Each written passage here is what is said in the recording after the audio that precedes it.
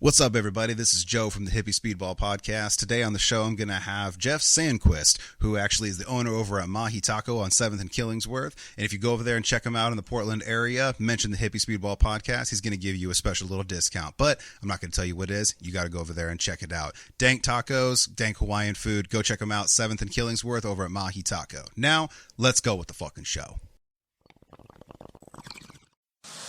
Associations may be disorganized, and time and space relationships are lost.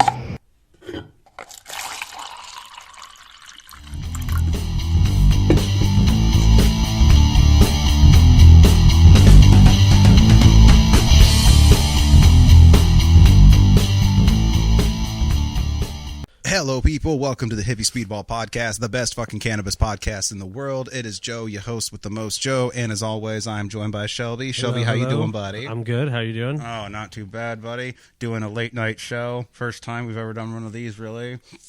We were supposed to do one at the social club a long time ago, but that got canceled. That was going to be even later. That was going to be like very late. That was going to be like at 10 o'clock at night. Yeah. But it was going to be in the social club, so that would have been a fucking blast. I hope we can still do that sometime. For sure, definitely. Okay, Steph, no big deal.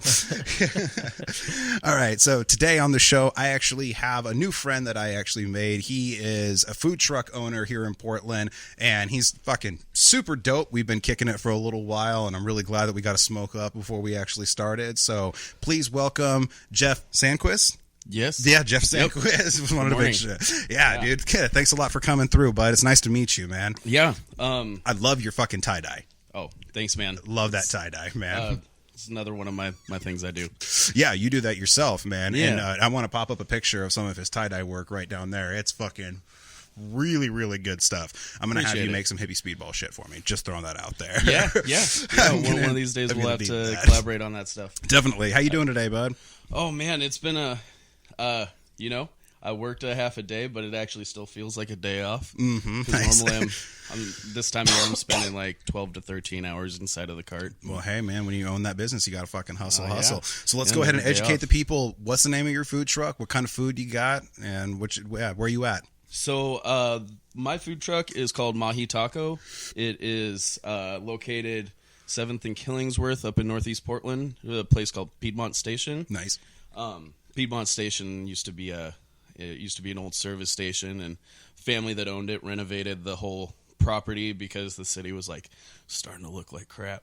And so they had a whole bunch of old beat up VWs and stuff out there. Oh, okay. Anyway, so the city was like, we'll give you money if you renovate this property. So they did, and they made it into a food cart pod, and it's super beautiful. That's fucking awesome. I've seen pictures. It looks really good. It's one of the nicest pods in town. It's super family friendly. We got TVs and with Comcast, so we can watch all the Blazer games and all that. That's awesome. That was one thing that was important to me. Yeah, right. You're like, so, I'm going to need to be able to catch my shit. We're going to need to be able to watch the games. I'm going to need to be able to run game specials. And if I'm running game specials, then no game, then what am I doing? Right? Yeah, exactly. We can't be fucking bringing that sort of negativity around here. Come on. Yeah, exactly. Yeah. So what's the name of your food cart, man? So yeah, it's the name of the food cart's Mahi Taco, and I do Hawaiian style fish tacos. Hawaiian food was kind of the first food that I fell in love with. My dad was a ship mechanic, and we had family over on Oahu, and we would go there every few years for him to work, and then we would stay with family over there. And it's kind of the first, not just burgers and meatloaf and pot roast that I ever had. It was like, oh, wow, this is cool, and it's still home style food, comfort food. So Hawaiian food has always kind of been where I went towards, and so yeah. Nice, dude. I love Hawaiian food. I've only been to Hawaii once, and I fucking had a blast. And I was actually just talking about it on the last episode. Shout out to Ash Marie. We were just talking about it. I was in Maui, and it was oh god, the food is crazy because it's insane how the pineapples actually taste different in Hawaii. Like I thought that people were just fucking with me when they said that, but they actually taste different. Well, they have a full time to ripen. Yeah, that's true. Yeah. The shipping, and naturally ripened too. Yes, exactly. Shipping pineapples has a lot of history to it, actually. Does it? Another podcast I listen to, Ridiculous History, does a whole thing on the history of pineapples and bringing them over to Europe and how they ended up basically renovating all of agriculture to be able to grow pineapples in Britain. Like it's a whole story. I could talk about it for a half an hour. For sure. No, I'm going to look into that at some point. That sounds like fun. You get me too excited about pineapples. We're going to lose a whole podcast. Don't get me fucking started about the fucking pineapples. You understand? But when you have a completely ripe pineapple, it does make a huge difference. Hell yeah, dude. For sure. That's awesome. Has business been booming as the weather's been popping up? And I remember we were talking, you finally got to like hire somebody, and now you... Yeah, absolutely insane. Between, the food carts being able to stay open the whole time. All yours, by the way. But yep, appreciate that. Yeah, no problem. I'll just nurse it a little bit. Yeah, do your thing, bro. Through. But through the pandemic, we were able to stay open the whole time, and so we picked up a lot of customers through then, and people started knowing where we were at because, some people that wouldn't normally go to a food cart started going to food carts because that was the option to feel kind of normal while you're dining instead of just, I'm in this line waiting, avoiding everybody just to get food. That's not dining out anymore. Mm-hmm. So, we were able to keep our culture as food carts really intact, and it just carried on over. And now that everybody's going out more and restrictions are easing up, people are choosing to go to food carts because they still can be out in the open, and things are still pretty safe because we've all kind of figured out that being outside, you don't spread it quite as much. Definitely. Yeah. Which was weird whenever it all first went down because you couldn't go camping. So I'm like, isn't that like the epitome of social distancing? Like, isn't that like, could you be any more social distant if you're camping? I mean, really, because the only people you're going to be going with are people you're spending time with anyway. Exactly. And if you're going to be around people in general, Anyway, though the thing is, when everything first started, there was so much we didn't know about it. So it was like we're throwing rules out just because it sounds like that's a decent rule. Yeah, right. Yeah, exactly. Well, it was evolving constantly, and everybody was like just trying to learn. We still don't fucking know everything about it. Another podcast. Exactly. Oh, hot take, COVID talk. Yeah. COVID and pineapples. That'll be the title of this episode. Yes, there we go. Oh man. So the food there, I do grilled mahi is my main thing. Mahi. I got it tattooed on me now. It's with me forever. And then other like Hawaiian favorites like Kahlua pork, of course. You can't do Hawaiian food without good Kahlua pork, man. And I have people come buy pounds of Kahlua pork from me often. Dude, I get down on Kahlua pork. Then a grilled huli chicken, like a ginger teriyaki type of thing. There's another teriyaki cart there, so I can't say the word teriyaki. She gets not happy about it. Oh, so okay. But it's huli chicken, and it's super good. And then the other one that most people are like super intrigued in is my fried avocado. Fried avocado. Yeah, so it's panko breaded avocado that I pan fry, dust it with a little blackening seasoning, and it's just super great as a vegetarian option, vegan option on a taco. Yeah, I was gonna say can't not have that here. Yeah, that sounds like yeah for sure. And in Portland, definitely you need a vegan option, otherwise you're fucked. Well, yeah, and might as well just feed everybody. And vegetables are awesome anyway. Yeah, definitely. And fried avocados. Pretty cool. And you don't find that very many places around. That's a good idea because that would have because also it provides the fat. It has that good like crunchy consistency from frying it, and that's a fucking genius idea, protein. Dude. Yeah, I got the idea when I was working at a restaurant here, and somebody brought in some big old Florida avocados that are the size of almost the size of a football. Nice. And those ones, they're not as sweet as like the Haas avocados, so they do a lot more savory applications with them, and fry them or cook them and stuff like that, bake them. Yeah. But pan fried avocados, those came from that. And then got the idea one day, I was like, I need a vegetarian option when I was opening up my food cart, and it came back to me, and the rest is history because you got people knocking down the door. Oh for yeah, those dude. things. Oh, dude, that's fucking awesome, man. I'm really glad that business is booming for you and you were able to maintain, things during the process because, I mean, as the show's gone on, I've had tons of different business owners on the podcast and I've talked to them and seeing how they've adapted and stuff like that. And I like that the food trucks were able to kind of maintain and kind of keep going, as things went on and everything. And it's good that also people are coming back to the food trucks in, supporting local because we saw how much local businesses really got hurt during this whole process. So, and nobody wants that to ever happen again. So everyone's just like local. I mean, Portland's kind of always been like Very that conscious anyway. about local, We've always stuff. been that way. But on the flip side, we have like Amazon a lot here and all these different corporations that are here. And so it's like there's a flip side to that coin too. But I'm really glad that most people are kind of flocking to the other side.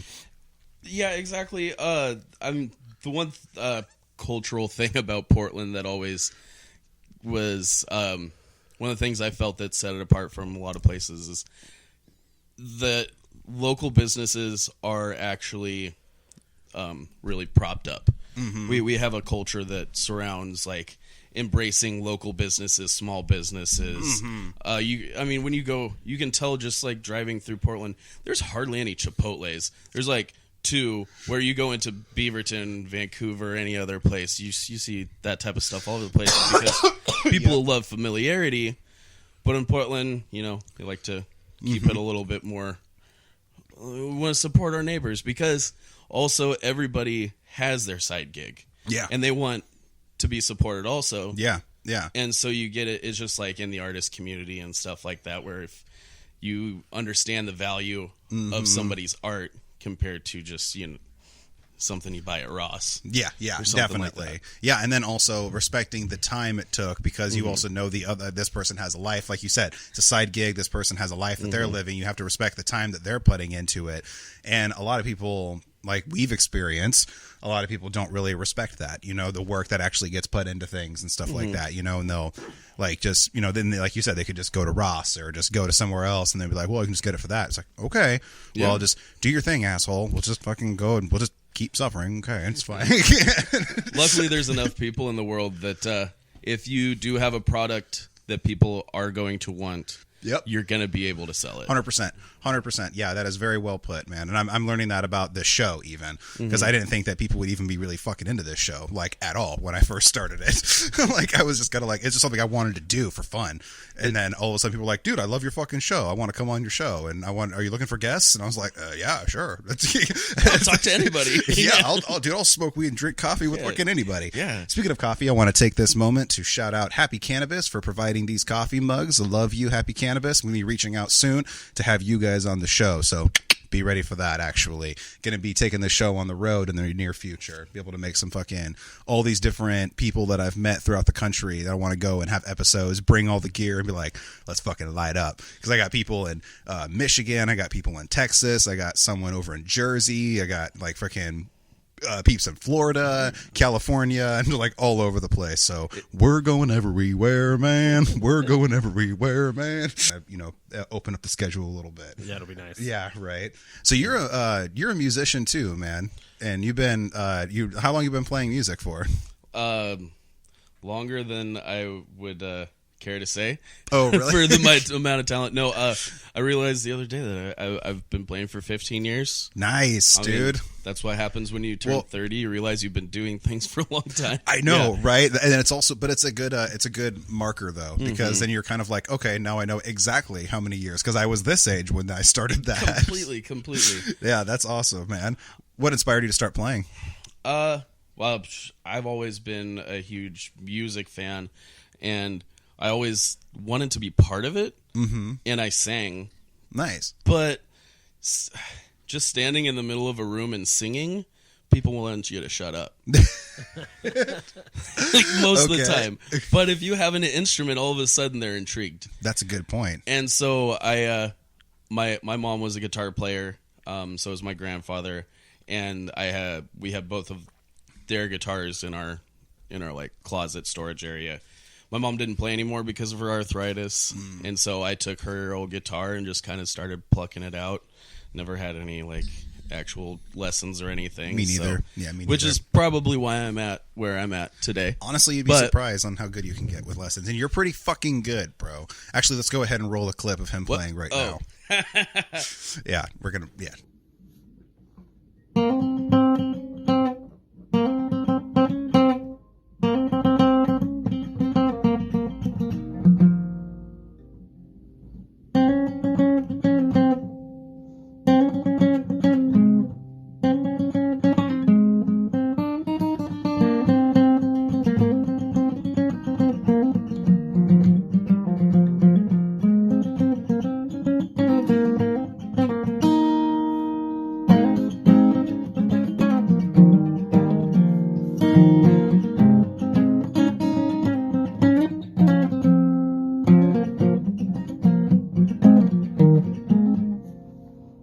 It's really good, man. You're Which really one? good.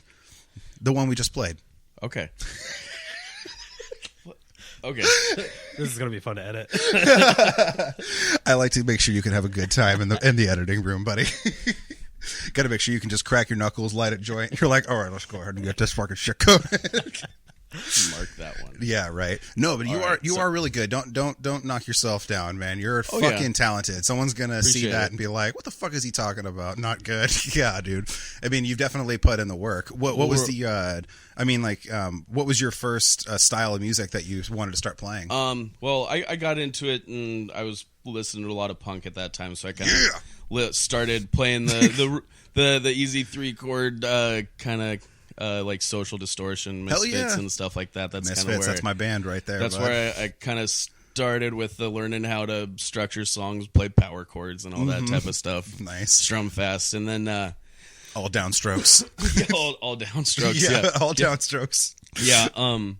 And that kind of got me started, and then I kind of was not really a gearhead, so the heavier stuff and the metal stuff and whatnot, I didn't really want to go towards that. I wanted something that I could just pick up my guitar and play. Yeah. So I started really getting heavy into acoustic music. Okay, nice. After that, any particular artist that intrigued you at the beginning? Dispatch. Okay. Dispatch was the band that I've kind of listened to the whole time, and they've always given me a lot of inspiration in how I play and sing and write and all kinds of stuff like dude. That. Nice. But, do you strictly only do acoustic? Do you ever dabble in electric? Mostly anymore. If I play electric, it's because I'm playing a bass. But nice. I lived in my van for 3 years, so I just didn't really bring my electric stuff. Oh yeah, with me. for sure, definitely. And you had time to play your fucking guitar and shit. For sure. Did you travel around and like play in places? Did you ever did you ever go busking?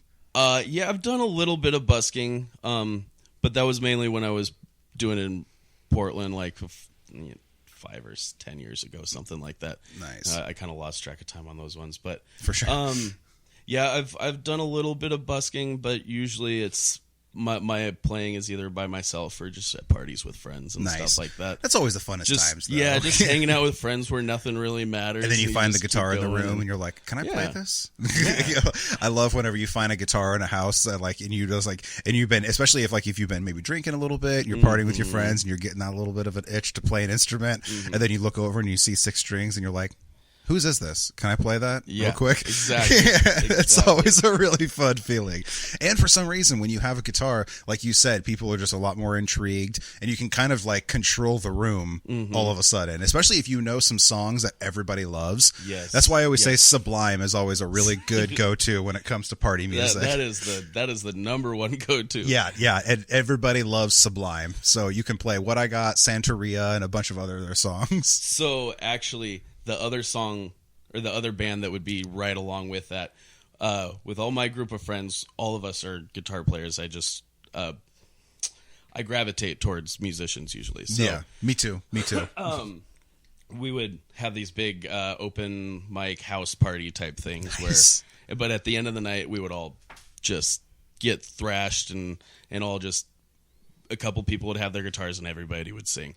And we would always play Sublime, What I Got, and then Sweet Home Alabama. Nice. As remix, swapping verses and stuff like that. Oh, cool. That's dope. And it works really well together, and that's the epitome of play something everybody knows and everybody can get I into. could see how that works because you have the D and the G that you're just from what I got, and then you just have to throw the C in there for Sweet Home Alabama. It's like literally the same exact. I never realized that was the same exact chord progression. Oh yeah, that's crazy. Well, that's as is 90% of popular music. I know, right? Yeah, that's all pretty much the same. One of them that my most recent realization is that I didn't realize that how close Beverly Hills from Weezer was to the Joker. I only realized from Steve Miller Band. It's it's the exact same chords. Yeah, and it's the same rhythm. It's like that boom boom the boom boom. Yep. I remember I was sitting there just jamming around, and I was playing the Joker, and then I just started changing the rhythm up a little bit, and next thing I know, I'm playing Beverly Hills from Weezer, and I was like, wait a minute, that's weird. Or it's that's not where I want to be, right? The 4-chord song. I think I know what you're talking about, but. Yeah, describe it. So these guys take, it's called the 4-chord song, and they take E, B, C sharp, and A, and so all the different songs that have those chords. And they start with, of course, "Don't Stop Believin'," and then they just kind of that's right. Yeah, and they just go through all these different songs. It's fucking hilarious. For those that are interested, definitely check that out. I think they're called the Axis of Awesome. Okay. That's what I think the group is called. Yeah, they're like comedians and shit, and they did it on stage one time, and it's a great thing. Yeah, I've definitely seen that. Almost like maybe it was like an America's Got Talent or something like that. Yeah, it could have been something like that, or some sort of stand-up show. Dude, I love whenever I have other musicians to be able to talk music with and stuff like that. Get lost. I know, right? You get lost, and then whenever you have luckily, they're both really into music too. So you can actually we can actually talk it doesn't look like we're speaking another language, right, Right. That's good. That's why I like when I'm talking to my guitar player friends, we'll be talking about shit. So for instance, I just had this guy, and I was talking. He's a guitar player, Keith Allen from the Bud Tender Awards. The founder. Yeah, you were telling me about that guy. This Strat that I have. You'll fucking appreciate this, it doesn't have single coils. It has a single humbucker. Squier one. Yeah. Oh, isn't that cool? It's just got a humbucker and just a volume knob. That's it. No switch. No nothing. I was actually talking to my roommate the other night about what makes Strats unique, and it is the single coils. It's the coils. It's the 3 single coils. Yeah, and then sometimes you'll find that they have a humbucker and 2 single coils. Okay. But hardly ever do you find them with a single humbucker. Wow. That's pretty. How does it change the sound, or does it? It just has a really good, just like that bridge treble tone. Yeah. It's got that classic kind of punk, kind of classic rock sort of feel. A lot of the 80s guitar players only use the bridge pickup. Yeah. Even Eddie Van Halen's famous Frankenstein Strat, that was the only one that worked. That's all you need. That's all you really need if you have that sort of style. And so, I do kind of miss having a neck pickup because I'm really rooted in the blues. After I kind of faded away from punk rock and started getting more actually technical with my playing and stuff like that, I really fell in love with the blues. And so I really like to play on those neck pickups, and you have that. Oh yeah. Yeah, picking up a lot of that close vibration. Yeah, exactly. And sometimes if I want to have that tone, I have to play up on the neck, basically right next to my fucking fingers to kind of create that sort of tone to get it. But you figure out ways, whenever you're playing with your shit and everything. Sure. What kind of acoustic are you playing on right now? Actually, I never would have thought it, but I found a Fender a few years ago at a pawn shop. Nice. It was just this painted red cherry Fender that I had. That if beforehand I've been like, that's a gaudy guitar. Yeah. But I picked it up and I was like, man, this is it. This is the one. It was the right price I was looking for too, and it was just history after that. And my buddy that was my roommate at the time bought me this metal Steely, Deadhead Steely. Oh, okay. Slapped it right there in the right next to the neck up top, and it just looks like it was made for it. And fuck yeah, dude. So I named the guitar Rose. Nice. After Ramblin' Rose. And hell yeah, dude. So yeah, it's been a good guitar. I bought it because I needed one with a pickup in it. The one I'd started with was an old Japanese Franciscan. Probably have never heard of it. Yeah, just some random brand. But it has a life in it because my mom. It was the one that my mom took around, and that's fucking cool. She used to travel around with the carnival. Really, dude? My family were carnies too. 100%, dude. That is fucking. Are we like twins? That's crazy. Well, I mean, that's insane. I don't know. They're pretty good looking. Yeah. Nice one. But that's fucking great. So she took it around when she was traveling with the carnival and hitchhiking in the 80s. It was a lot more safe to hitchhike. You Yeah, just get for around. But so it's been all over the United States, played in some really cool places, and just kind of picked up a body and a life to it it has a tone like no other. That's awesome. Even though it would be $100 guitar even now. Yeah, but it's still got a soul to it. It has a real soul to it. Yeah, that's why that little Squier acoustic right there, like just the regular one, I've had that since I was 14 or 15. Like, I've had that for a really long time. And like, yeah, the treble clef I drew on it, I freaking just got like really, really baked in my room when I was like 17 years old. And I was like, I'm going to draw a treble clef on my guitar. Yeah. And it's still there to this day. And it's not even like a good looking treble clef either. Like, it's a little fucked up, but whatever. I was like super high when I did it. And now it's kind of become like, it's like iconic symbol. It's part of its story. Exactly. It's a part of its story, and everybody knows that guitar. And so when people even still see it to this day, they're like, oh shit, dude, I remember when you fucking played that shit in high school. You know, it's like the same one I used to carry in school and everything, because I was one of those guitar nerds that would just bring my shit every single day. Like, I always had a guitar in my hand. Like, it became pretty much my reputation for having a guitar and a leather jacket. And like, that was my thing in high school. Yeah, you were that guy. I was that guy. I was that guy. But I bounced between I bounced between the cliques a lot. I got along with everybody, but I was always just kind of known for that. And then I would play like the national anthem at the school and shit like that, and like do like at the assemblies. Sometimes like if we had to do like a project or we had to like put on something, like I always just kind of weaseled my way into playing the guitar somehow. I'd be like, hey, what if I just played some music this way? They're like, Joe, that's a great idea. And I'm like, yeah. I basically just aced my own project just because they let me do what I wanted.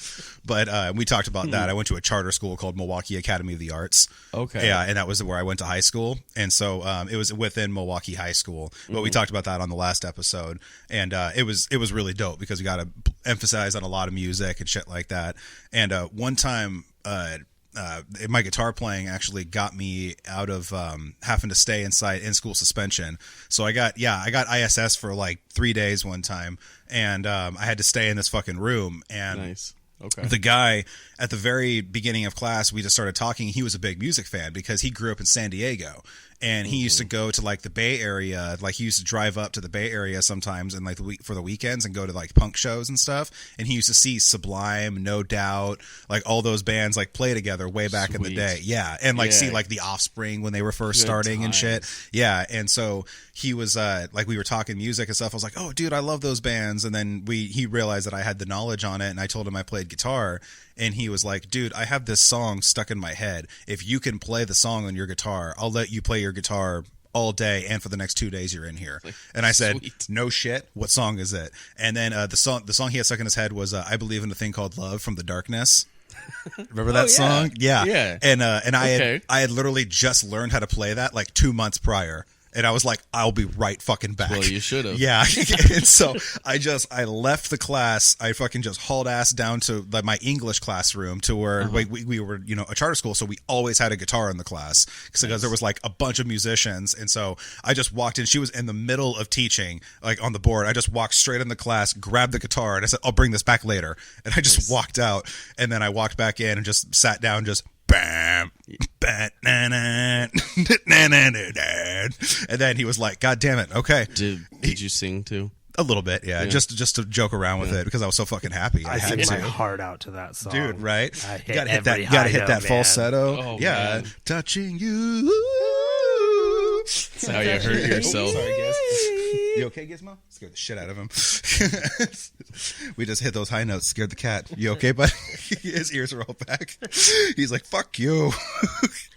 Oh, shit. That was like a cat whistle. Right. Oh, God. So what was your, what was the band that got you into punk rock, man? What was the song you heard that you were like, this is my fucking music? Well, it really actually was one of my really good friends in high school, who's also kind of my guitar mentor type. Nice. At the time. There was a dude that was you that played all the like national anthems, and it was like everybody was like, "Oh, we need Eli." Yeah.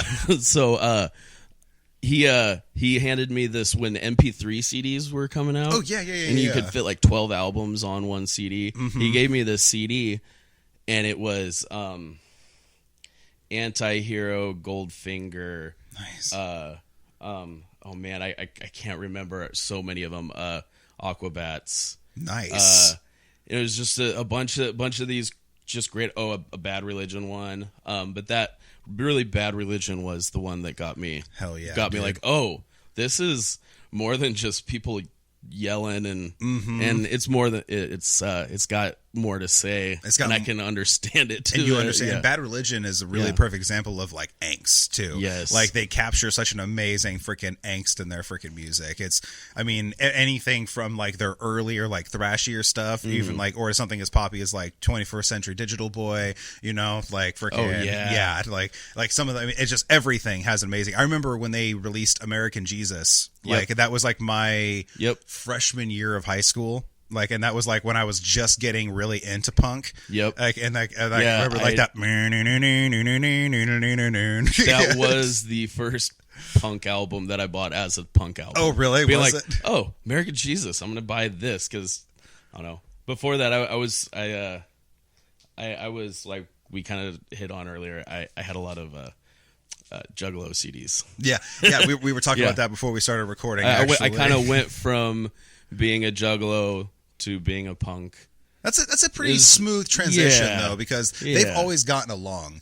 Like Juggalos and punks have always just really kind of meshed with one another, right. You know, because they're kind of like the outsiders of the scenes, you know. For sure. Like that, and also like I've talked about this on the podcast before. There's always been a really good correlation between hip hop and punk. There's always been a really good respect there because they were really the countercultures to their own scenes, you know, because punk was the opposite of all that flashy, big stadium rock and roll at the time, and then hip hop started as the opposite of disco. Yeah, you know, and it was like everybody was like, "Fuck these genres, we're gonna do our own thing." Yeah, you know, and then you know, like back in the day too, they freaking used to go to the shows together and stuff. I remember Johnny Rotten from the Sex Pistols was saying that he used to go to the freaking Zulu Nation shows when he would come to New York. It's like, could you imagine that? You look over and it's the fucking Sex Pistols like hanging out at a Zulu Nation show.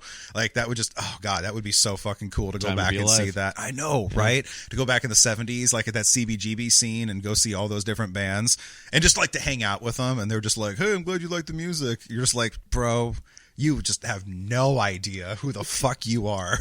So it's crazy because with hindsight, we can see all of those little microcosms of culture happening. We can always be like, "Oh, I wish I," because at that time there was probably 10 different scenes that I'm like, I want to go back and be a part of that. Right. Or you know, late 60s, early 70s, late the 70s. The hippie scene, yeah. And it's like, and now I'm thinking, well, if I did have the choice, which actual one would I choose at this point in my life, at that point in my life? Like, because it really does kind of, I for myself, I keep on evolving and maturing, and my taste in everything keeps on changing all the time, for sure. And you got to, man, you got to have like a student mentality about life. You know, you got to be able to evolve and change everything for sure. There was a little bit ago, I watched the movie Echoes in the Canyon.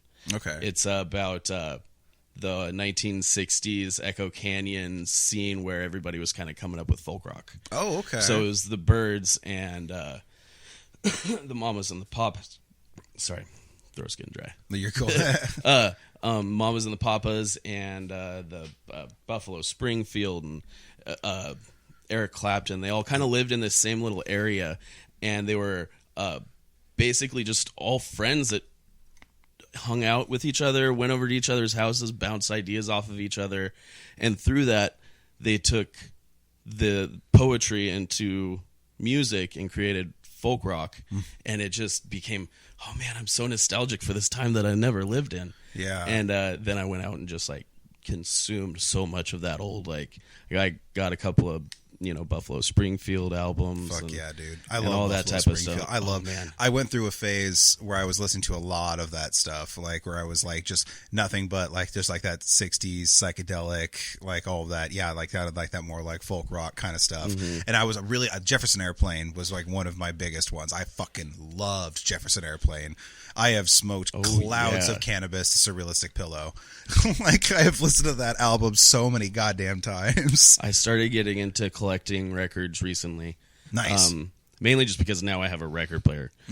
My dad's always been a huge record collector, but that's like his stuff, and I never really understood it until I got it and like just was able to sit down and you actually listen to smoke a it. joint and really listen. Yep. Like get into There's it. nothing like it. It's vibrations. Yep. It's all about vibrations. That's literally what it is. Yeah. Too. Like it's vibrating grooves that have been placed onto this piece of wax. Like it's just what the fuck? Yeah. That's so crazy to think about. That makes sound? Yeah. Really? But I did pick up a Jefferson Airplane album just the other day for like $1. Sweet. And I can't remember the name of it, but it's like a red album with a lot of fire on it. Okay, cool. Can't remember the name of the album, but I did sit down, and at the end of the night I was like, this is real nice. Yeah, real nice. dude. Hell yeah, bro. That's great. I have Cream Disraeli Gears on vinyl. There you go. That's a really good one to listen to.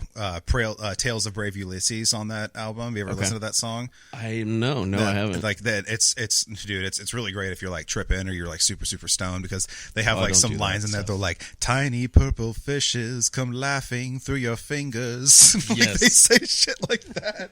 It's such a great song. You can just get lost in it. And I also have Dark Side of the Moon on vinyl, and The Wall too. Yes. Yeah. Yes. Side Gotta 4 of The Wall is always my favorite. Yes. Side 3 and side 4, like generally, like just that whole backside of that album is fucking so good. And I've listened to Dark Side of the Moon in its entirety so many times. More times than we could say, yeah. Right. And I found out that the one I have is actually an original pressing. That's because nice. I found it at Goodwill. Yes. And I bought it at Goodwill, and it still had the fucking sticker that it came with. Oh way man, back. that's a good find. Yeah, Love those dude. treasure hunts. And I was trying to like find where the re-release was of it, because if it's been re-released, they always have the date on there when it's been pressed again. Right. And I couldn't find one, and I was like, that's This is weird. it. And then I brought it to somebody, and I was like, hey, is this original? He's like, bro, yeah, this is an original pressing of Dark Side of the Moon. And I'm like, that's fucking crazy. Enjoy and it. it's in really good condition too, because I could still listen to the thing in its entirety without it skipping. Yes. So whoever really owned that took really good care of it.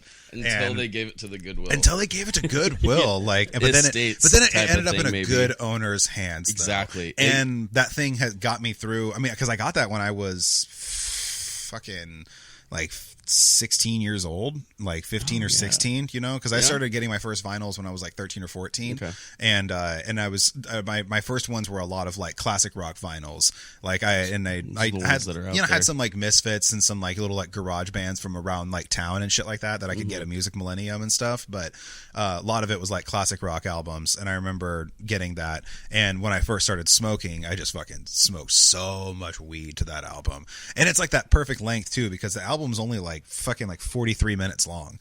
Dark Side of the Moon is not a long album at all. You can get through it, and you can feel like you accomplished something. Right? Yeah, exactly. Have you ever been to Laser Floyd? More times than I could say. Yeah, me too. There was at least 3 birthdays that I spent at Laser Floyd. That's a good way to spend your birthday, though. Yeah, man. That's dope. And the last one was on mushrooms, and it was beautiful. Dude, I need to do that. It was beautiful. I need to do that. I really want to take mushrooms and go watch like one of like the nature shows at like the planetarium, or like at the Omnimax or something. Like that would be fucking sick to watch, like Planet Earth, or like some sort of like monkey documentary or something like that. Like that would be so cool to watch that. Yes, usually I would say stay outside on that stuff, but in that kind of situation, that does help. Yeah, you're kind of already are outside, Yeah, exactly. Plus, I mean, at least you think. Yeah, right. At least for a little bit. I mean, plus, I mean, it's not going to be for your whole trip. It's only going to be for like a couple hours, and you're still going to have a good 5-6 hours left, and you're good to go. Yeah, I've been wanting to take mushrooms again lately. It's been it's been a while for me also. I need to take a little journey, a little spiritual, a little vision quest. That's why I want to do it. I don't want to just trip. Like I have some answers that I need in this moment in my life, like some recent changes that are happening and coming soon, and it's just a lot of questions I need answered, and I feel like the magical psilocybin will help me out. Yes, it will. The whole universe has gone through a big shift in the last year. Yeah. And I think that everybody is kind of doing that whole soul searching. Yeah. Yeah, it's been heavy in the air lately. It's been very heavy. And a lot of people that I've been talking to have been experiencing the same fucking thing. And but it's weird because we all kind of think that we're doing it by ourselves. Like we all think we're kind of just going crazy. But it's exactly. It's very collective, and I think that's why it's so strong is because we're all feeling it at the same fucking time. Which should be a giant, sign. It should be a giant way to say hey, we should all start hanging out and come together and be a lot less divisive and just kind of start doing our thing and moving along from this crazy fucking time we just went through. It is amazing because we have spent most of the last year on the internet. Yeah. As a culture and as a social society, for sure, spent most of the last year on the internet, and it really has made us forget about the humanity. It really sucks the life out of you. It does. It does, and it's just fucking draining. And I don't know, it's just so damn divisive. It's just, and it's so all I see is people fighting, and I'm one of those people if emotion gets too convoluted in an argument, you lose me in the argument. I need to be able to speak with logic with you. And it's so if a person is if we're arguing and they get too passionate, you should be passionate about what you're talking about, but you should be able to hold yourself without crying and breaking down, because that's when you lose me. That's when I'm okay, I can't listen to anything you say anymore because you're not going to listen to a word I'm saying now, and it's kind of, I don't know. It's hard to do that, and unfortunately, the social media really emphasized that and really put a magnifying glass on, really caused people to not be able to have conversations and discussions and stuff like that. When I first started the show, I was going to have this dude I know who was a really big Trump supporter, and then I had a friend of mine who's really into the Black Lives Matter movement, and she's really been down with her community for a long time. I wanted to have them both on the podcast together. People thought I was fucking crazy. They were like, you're nuts, and I'm just yeah, but we should do it. And then we recorded the episode. It's still sitting on my drive. I never released it. We recorded the episode, but what was funny is they were in agreement with so many things, when they were talking, and they were I think really want the same thing. Yeah, we do. Yeah, we do. And that's why I say there needs to be a shirt that just says "Don't be a dick," in a quote, and then it says "Every religion ever." Yeah. That's just all it really is about. Yeah. Quit being fucking assholes to one another. It's not that hard to not be an ass. I don't understand why people can't really get that concept. It's been going on for a long time, but it's just worse nowadays. It's the easy road. It's always easier to be upset, to not understand. Yes. Yeah. Because that is where a lot of our emotions come from, is just our inability to understand another perspective, something else that someone else went through, because everybody's life is so different, but we all think we got it figured out.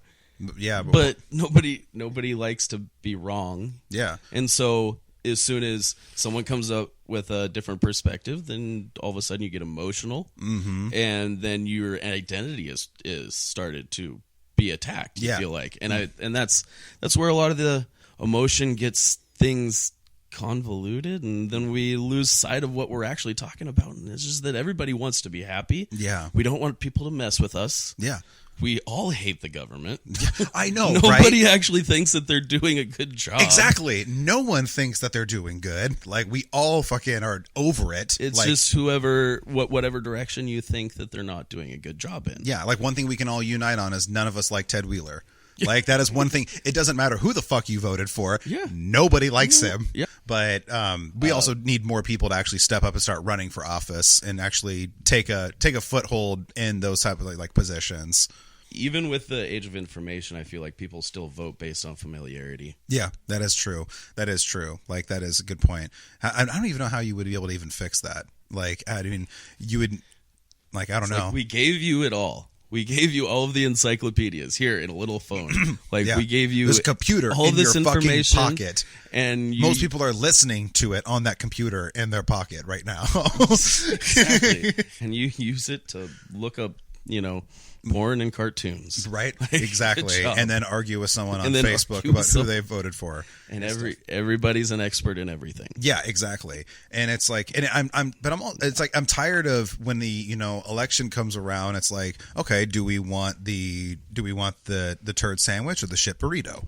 It's like what do we want? And it's nobody's ever perfect because one side's always fighting another.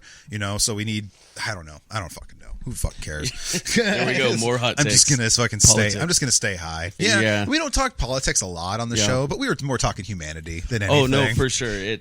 Everything can be eventually somehow routed into politics. Yeah, especially these days, man. Yeah. Like everything can get even liking a product can be like, well, did you know that this person buys that and that's why I'm not buying it anymore? I'm like, oh, okay, all right, cool.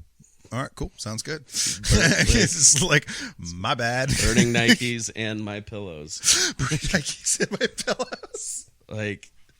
Oh, that's fucking great. Okay. So, one total jump in transition and conversation topic. One thing I like to get, you've listened to the podcast. One thing I like to get from everybody on the show is their first time getting stoned. So tell me about the first time you ever got high, bud. Well, the first time I remember getting high, so a little bit of background. My parents are longtime stoners. My dad had his OMP card. Nice. Very within months of it passing. That's fucking awesome. He had been diagnosed with glaucoma for 5 years prior, before anything had ever, and so it was real easy for him. Yeah, because it was in the early '80s when it got medically legalized, right? When it was the early '90s. Oh, okay, 90s. Yeah, it was okay, 93, I believe. Yeah, because it was decriminalized in the '70s. Yeah, exactly. Yeah. But go ahead. Sorry. And so there was always weed around, but they were very honest with me about it. And this is what we do. This is for my dad, it's his medication, and it's an adult thing. It does this to your brain, so it's best for you to just hold off. Basically, just think about it because you want to let your brain develop. Mm-hmm. And I, even to this day, I completely agree with that. Yeah, 100%. Yeah. So I waited until after I graduated high school, and 2 days after I graduated high school, I found a little bit of their stash and took a pop can down to the back of our property. Pop can.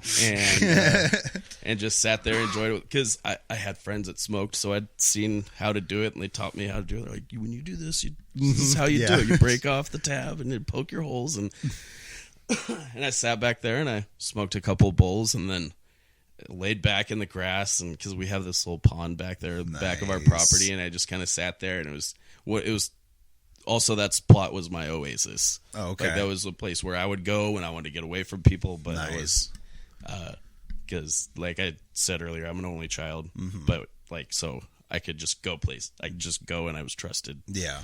And I just sat back and I texted my best friend, I'm high right now. And it really is really fun text messaging you. And awesome. And then just basically been stoned ever since. That's fucking dope. That's great, man. Did you have any special food your first time? Did you get the munchies and eat something crazy? Not memorably. Oh, okay. No, I probably eventually went back and ate top ramen or something. Just something. Yeah, but random. No, not memorably. It's I don't necessarily have real milestones of being high for the most part. That's really the only story I could think of when I remember getting high this specific time. Yeah, well, everybody's first time is great, it's and that's one thing I love about, we were just talking about this earlier actually, one thing that we like doing about having the first time stories on the show is because everyone has a first time that they did it, and it's always so interesting and it's so crazy how similar so many of ours actually are. All of us basically started the exact same way. Most of us that's why I was asking about the food, is because most of us I've heard lots of different crazy munchies sandwichy stories, like lots of sandwiches. Lots of sandwiches. I also find it really funny that the guy with a food truck doesn't have food in his story. I know, right? Irony. Right. That was long before I started really thinking about food. That's true. So did you start cooking at like a younger age? Well, I mean, being an only child, probably. Yes, I was taught how to cook. My mom's a pretty decent cook, and she taught me how to cook alongside of her. Nice. A lot of times, and help her with dinner. And then like she taught me how to cook pancakes and stuff, and I was always able to make my own soup and whatnot. Mm-hmm. It was really Top Ramen, like I said. Was what got me interested in cooking the first time, because I would be like taking it and be like, well, this chicken is okay, but there's this whole spice cabinet. I'm going to start playing with it. The hell yeah. And then eventually I just start throwing different things in it. And sometimes it'd be like, oh, well, nope, too much lemon pepper. Yep. Like, it's all trial and error. Yeah, until I had, recipes where I'd be like, I'll go to this one, and it usually was just spices, like, I'm going to throw thyme in there, and and garlic and chili powder. Well, and then you start realizing all the different spices that are in these different flavors that you didn't even realize. You're like, oh wow, tacos is basically cumin, and then a handful of other things, but mostly cumin. Cumin, chili powder, oregano. Yeah, exactly. I was like I was blown away whenever I like actually first used cumin, and I realized it smelled like taco powder. And I was like, that's taco seasoning. This brings me back. Why am I thinking tacos all of a sudden? And hummus, too.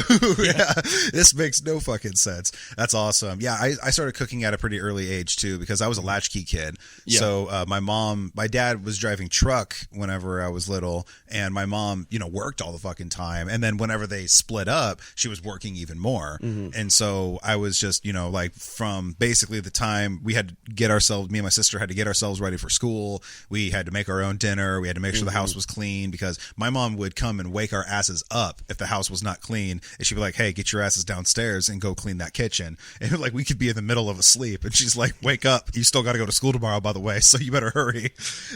Mom. We'd be like, ugh. So we had to cook our own food and stuff. And then after I started getting into like losing weight and stuff like that, that's when I really started diving into it and really started making dishes that my mom didn't teach me, or I didn't really know about. Kind of diving in. I found out I have a really big knack with Italian food. Like I make really, really good Italian food. I'm pretty known in our circle of friends for like my manicotti, and I make really good homemade Alfredo sauce. Nice. Yeah, good sauces, and it's mostly because of spices. Like I just sat there and would fuck around with spices, and like I'll get like whole San Marzano tomatoes and make my own tomato sauce and everything. And then make a good Sunday gravy sometimes, or some braciole, or some steak pizzola. You ever have steak pizzola?